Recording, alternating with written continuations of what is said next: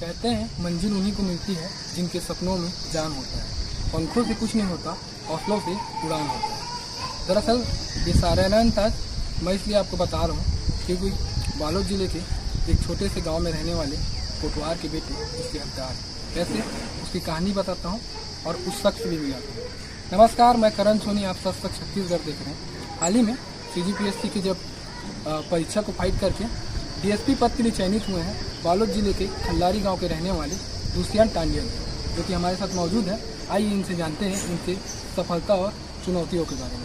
भैया, सबसे पहले तो सच की ओर से आपको ढेर सारी बधाई। आप सभी को बहुत बहुत धन्यवाद इसके लिए। मेहनत रंग लाई, DSP बन गए साहब, क्या कहना चाहेंगे? DSP बनने की एक अलग खुशी तो है। मतलब इतने दिन तक हम लोग मैं लगा हुआ था, तो मतलब बहुत गौरवान्वित महसूस कर रहा हूँ। और जिस तरह से परिवार में, घर में और गांव में और जितने मेरे कलीग्स हैं, रिश्तेदार हैं, जानने वाले हैं, उन लोगों को अलग ही खुशी नज़र आती है। तो उनका सब कारण मैं हूँ, तो ये सोचकर भी बहुत अपने आप में गौरवान्वित महसूस करता हूँ। DSP साहब थोड़ा पीछे चलते हैं और बचपन की यादों को ताज़ा करते हैं। बचपन कहाँ गुजरा है, कहाँ से पढ़ाई लिखाई की है, इसके बारे में बताइए। मेरा बचपन तो मेरे गांव में ही, खलारी में ही गुजरा हुआ है। और मेरी स्कूलिंग 12वीं तक खलारी में हायर सेकेंडरी स्कूल से ही किया हुआ हूँ। और उसके बाद मेरा ग्रेजुएशन जो है दुर्ग में साइंस कॉलेज से हुआ है। आप बचपन की कुछ ऐसे यादें जिसको बताना चाहें, आपकी कुछ कितनी चुनौतियाँ आई थी आपकी पढ़ाई के वक्त में कि आपको लगा कि नहीं मेरे को सिर्फ DSP बनना है? किसको इंस्पिरेशन मानते हैं आप? इंस्पिरेशन तो पापा ही हैं। पापा कोटवार हैं, लेकिन उनकी क्षमताएं बहुत हैं। और कम रिसोर्सेज में भी हम लोग 3 भाई बहन हैं, हम लोगों को जितना एजुकेशन दिया जा सकता था उससे ज़्यादा ही उन्होंने प्रयास किया है, जिसका परिणाम है कि आज मैं इस पद पर पहुंच पाया हूं। आपने अभी तक कितने सरकारी संस्थाओं में अपनी सेवा दी? ये मेरा तीसरा शासकीय पद में चयन होगा। इससे पहले मैं 2017 में आयोजित सहायक विकास विस्तार अधिकारी के रूप में सेलेक्ट हुआ था। उसके बाद उसमें रहते हुए ही मैं 2018 में जो राज्य लोक सेवा आयोग का परीक्षा हुआ था उसमें अधीनस्थ लेखा सेवा अधिकारी के रूप में सेलेक्ट हुआ। और अभी वर्तमान में मैं उसी पद पर रहते हुए उप कोषालय अधिकारी चरामा के रूप में कार्यरत हूँ। और जब अभी राज्य लोक सेवा आयोग का वर्तमान में 2021 का रिजल्ट आया है, तो अभी मैं उप पुलिस अधीक्षक के रूप में पुलिस गृह विभाग में चयनित हुआ। कितने अटेम्प्ट में आपने क्लियर किया? DSP बनने तक का सफ़र, ये राज्य लोक सेवा आयोग में मेरा चौथा अटेम्प्ट था। प्रथम अटेम्प्ट में वही मैं उप कोषालय अधिकारी के रूप में अभी कार्यरत हूँ, और ये चौथा अटेम्प्ट है जिसमें मैं अभी DSP बनूंगा। कई ऐसी चुनौतियाँ आती हैं जिस समय लगता है कि अब सब चीज़ों को छोड़ देना चाहिए, जिसमें हम ध्यान दे रहे हैं उसी में करना चाहिए, लेकिन फिर भी कई वक्त ऐसा आता है कि नहीं, अब फिर से बैकअप करना और उस चीज़ को करना है। वो कैसे एनर्जी आती है कि कई लोग कुछ चीज़ों को छोड़ देते हैं, यहीं पे ड्रॉप कर देते हैं, अब नहीं हो पा रहा है। वो चुनौती क्या आपके जीवन में आई थी? ये चुनौती हर एस्पिरेंट के जीवन में आती है, ऐसा मुझे लगता है, क्योंकि ये मेरे भी जीवन में आई थी। जब भी मेरा आत्मविश्वास कमज़ोर होने लगता था, तो मैं घर में फ़ोन करके माँ पिता जी लोगों से बात कर लेता था।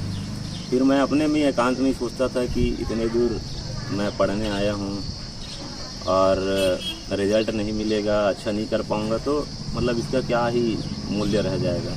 तो अपने आप में वो सेल्फ कॉन्फिडेंस बढ़ाने के लिए, अपने आप को प्रेरित करने के लिए आप अपने माता पिता से बात हमें करना चाहिए, और उनसे हमें प्रेरणा मिलती है, क्योंकि वो इतने मेहनती हैं। और हमारा परिवार तो ऐसे भी इकोनॉमिक रूप से उतना सशक्त नहीं रहा है। पापा जी कोटवार हैं, तो अभी 4-4.5 हज़ार उनकी सैलरी है, तो इतने में हम लोगों को बाहर में पढ़ा पाना अभी के समय में मतलब बहुत मुश्किल है। फिर भी उन्होंने ऐसा किया है, जिसकी बदौलत ही मैं मतलब अपना संपूर्ण समर्पण दे पाया, और इसके मेहनत और उनकी दुआओं और आशीर्वाद का ही नतीजा है कि अब यहाँ तक पहुँच पाया। मूवी वगैरह देखते हैं आप? मूवी मैं देखता हूँ, लेकिन उतना मतलब ज़्यादा इंटरेस्टेड नहीं रहता हूँ। जो युवा जो पुलिस की तैयारी कर रहे हैं, कौन सी मूवी ऐसी देखनी चाहिए ताकि वो मोटिवेट हो सके? युवा जो पुलिस के लिए तो मैं क्या है ज़्यादा मूवी नहीं देखता, तो नहीं बोल सकता। मैं मनोरंजन के लिए देखता हूँ। अभी मैं हाल ही में एक छत्तीसगढ़ी फिल्म आई है, या स्टार उनके अमलेश नागेशी की, तो उनके अभी मैं 2 दिन रिजल्ट है उसके मैं दोस्तों के साथ गया हुआ था, तो मज़ा आया मेरे को। मैं मतलब ग्रुप में जाके देखना ज़्यादा पसंद करता हूँ, क्योंकि मैं मूवी में ज़्यादा इंटरेस्ट नहीं रखता। वहाँ जाके थोड़ा अपने आप को फ्री महसूस करवाओ, वो अच्छा लगता है। एक चीज़ और जानना चाहूँगा, कई लोग कहते हैं कि जो टॉपर लोग रहते हैं इसकी तैयारी करते हैं, अक्सर जो 10th में टॉप करे या 12th में टॉप करे वैसे लोग इसकी तैयारी करते हैं, जिसके कम मार्क्स आते हैं कई लोग उसको डिमोटिवेट करते हैं कि ये जब इसके इतने मार्क्स आए ये नहीं कर पाए, तू कहाँ से कर पाए, ऐसी कुछ चुनौती है। और वो जो लोग ऐसे सोचते हैं उनके लिए क्या समझिए? उनके मन में मतलब अभी तक रिजल्ट से ऐसी धारणाएं सभी के मन में बनी रहती हैं कि जिन लोग शुरू से ही स्कूल के समय से या कॉलेज के समय से टॉपर रहे हैं वही लोग ही आगे मतलब ज़्यादा सक्सेस होते हैं, लेकिन ऐसी बात नहीं है। मैं तो गांव से ही पढ़ा लिखा हूँ और गांव में तो सब जानते ही हैं कि कैसी शिक्षा रहती है। अभी भले वो मतलब अपने उच्च स्तर की ओर अग्रसर है, लेकिन हमारे समय में ना तो इंग्लिश के टीचर सही से रहते थे या फिर किसी सब्जेक्ट के, तो मैं तो एवरेज स्टूडेंट ही रहा हूँ। मेरा 12th में ही कुछ 71% रहा है, जो कि अभी के समय में अपेक्षाकृत एकदम ही कम है। तो ऐसा नहीं है कि कोई भी अगर टॉपर है तो वही आगे बढ़ेंगे। आपके अंदर मेहनत, लगन, जुनून और इच्छा शक्ति होनी चाहिए। इच्छा शक्ति और मेहनत दोनों चीज़ें अगर मिल गई तो आपको सफलता पाने से कोई नहीं रोकता। एक और सवाल है, सफलता से लेकर दूसरी चीज़ों पर बात है। बचपन कुछ ऐसी यादें सर आते हैं जो आप बताना चाहें BSc करने से पहले? बचपन में ऐसी यादें बहुत सी रही है। एक याद आ रहा है मेरे को स्कूल का, जब मैं 6th क्लास में था तो मैं स्कूल में छत से कूद के जो खपरेल वाला होता है वहाँ ही कूद दिया था, तो टीचर जी ने मेरे को मतलब बहुत मारा था। दूसरे दिन बुला के क्योंकि कोई शिकायत करने नहीं किया था। और इसके अलावा मैं अभी भी बचपन ही जीना पसंद करता हूँ। आप लोग अगर कभी गलती से इधर और आ गया तो मेरे या तो भंवरे, बांटी, कंचा ऐसा खेलते हुए पा जाएंगे। अभी भी 25-26 की उम्र में जॉब में रहता हूँ, फिर भी मैं छोटे बच्चों के साथ खेल लेता हूँ। तो मैं बचपन जीना नहीं भूलता हूँ, मैं उसी भी ज़्यादा खुशी महसूस करता हूँ। एक और चीज़, लोग कहते हैं संगत अच्छी रखनी चाहिए, तब लोग जो व्यक्ति है अच्छे मुकाबला करते हैं। आपकी दोस्ती है किस लोगों से की, ज़्यादा पढ़े लिखे लोगों से की या कम पढ़े लिखे लोगों से?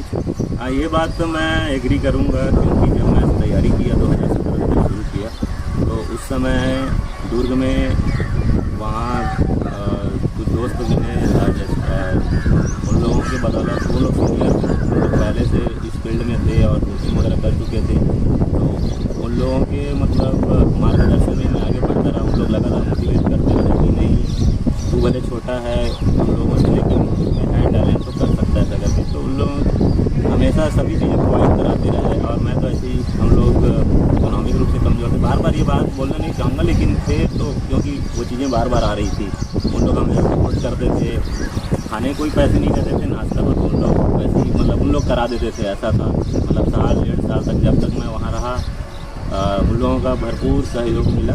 उन लोगों को मैं आपके चैनल के माध्यम से धन्यवाद तो नहीं ज्ञापित कर सकते, क्योंकि उनका बहुत बड़ा योगदान है। फिर भी धन्यवाद भाई लोगों को, और अभी भी हम लोगों का संबंध बढ़िया है, मिलते ही रहते हैं। एक आखिरी मैसेज, जो तैयारी कर रहे हैं उनको क्या संदेश देना चाहेंगे?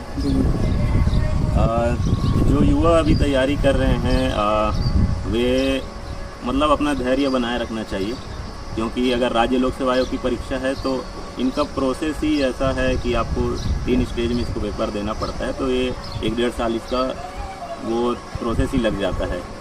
तो आपको धैर्य की बहुत ज़्यादा सख्त ज़रूरत है। और पढ़ाई के मामले में बोलूँगा कि आप बहुत सारी चीज़ों को पढ़ने के बजाय एक सटीक नोट्स तैयार कर लें या फिर किसी बुक को ले लें, उसी बुक को बार बार रिवाइज़ करें और उसे ही पढ़ें। जितना आप एक ही चीज़ को ज़्यादा पढ़ेंगे उतना ज़्यादा आपको वो चीज़ें याद रहेंगी और आगे काम आएंगी। जैसे इंटरटेनमेंट ऐसा 3 होता है। तो मैं बोलूँगा कि आप रिवाइज़ ही करते रहें, जो भी पढ़ते हैं उसको ज़्यादा नया पढ़ने की कोशिश ना करें। तो ये थे हमारे साथ दुष्यंत साहब, जो कि हाल ही में